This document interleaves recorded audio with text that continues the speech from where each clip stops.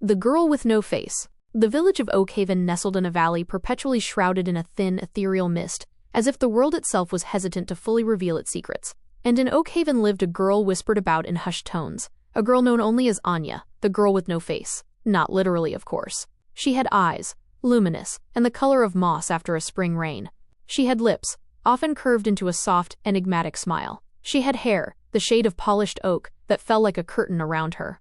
But her features were a blur, an unformed canvas. When you looked at Anya, your mind struggled to grasp her visage. It shifted. It refused to coalesce into a discernible image. It was as if her true face existed only in the realm of dreams, just beyond the edge of perception. The villagers, born and raised in the mists, had long ago accepted Anya's unique condition as another of Oakhaven's mysteries. Children learned not to stare, though their curious eyes would often glance her way, trying in vain to pin down the elusive contours of her nose or the exact curve of her cheekbones.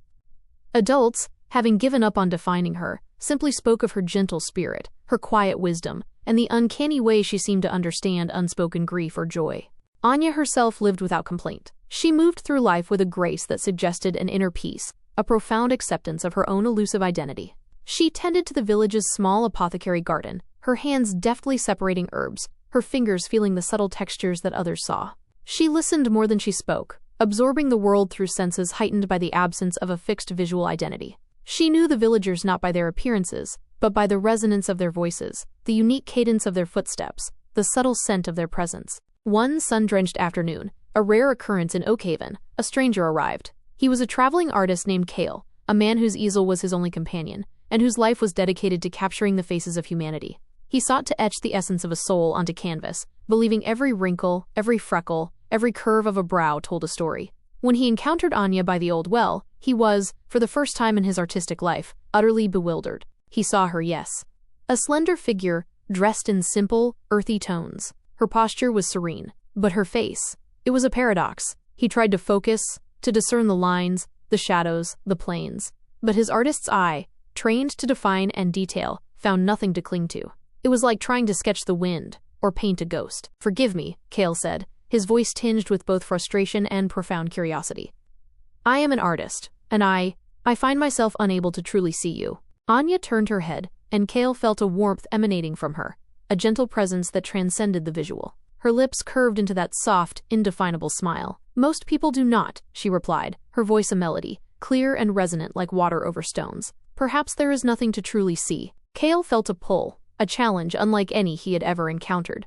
Every fiber of his artistic being yearned to capture her, not just her form, but the ethereal mystery that enveloped her. He spent weeks in Oakhaven, not painting the mist-shrouded trees or the weathered cottages, but simply observing Anya. He watched her hands as she worked in the garden, the gentle sway of her body as she walked, the way she seemed to absorb the sounds of the forest. He listened to her soft insights, her observations that often felt like ancient wisdom. He tried to sketch her. Countless pages were filled with vague outlines, smudged blurs where her features should have been. Each attempt ended in failure, but each failure only deepened his fascination, his longing to truly know the girl with no face. One evening, as twilight deepened the mist around them, Kale spoke to her by the well. "Anya," he began, his voice earnest, "I have painted kings and beggars, lovers and hermits. I have believed that the face is the window to the soul. But with you, I feel your soul more profoundly than anyone I've ever met. Yet I cannot paint your face. It challenges everything I believe."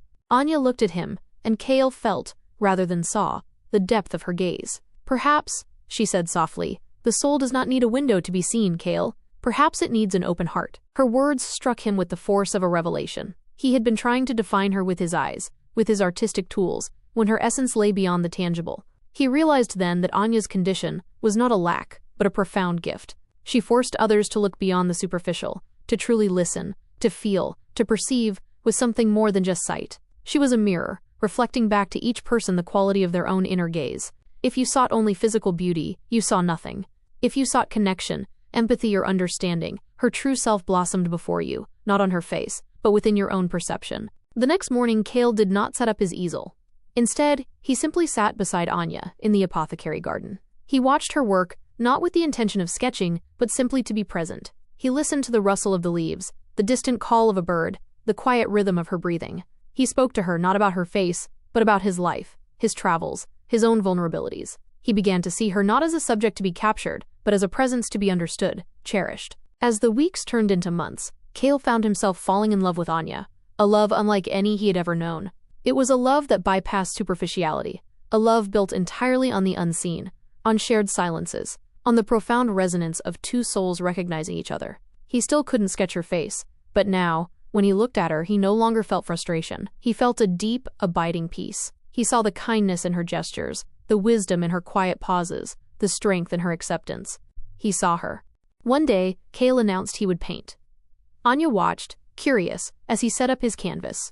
But this time, he did not paint her. He painted the mist that perpetually clung to Oakhaven, swirling and dancing, revealing hints of beauty without ever fully disclosing it. He painted the unseen currents of wind that carried the scent of wildflowers. He painted the subtle shifts of light that filtered through the clouds. And in the very center of the canvas, he painted a glowing, ethereal orb, a representation not of a physical face, but of a soul's pure, radiant light, indistinct yet undeniably present, just as Anya was. He called the painting the Unseen Portrait. When Anya saw it, her quiet smile deepened.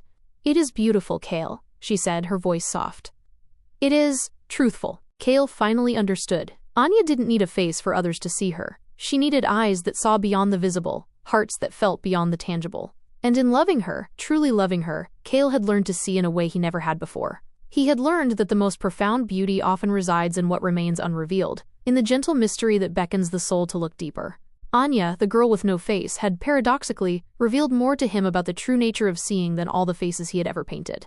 And for the first time, he felt truly ready to paint the world, not just as it appeared, but as it truly felt.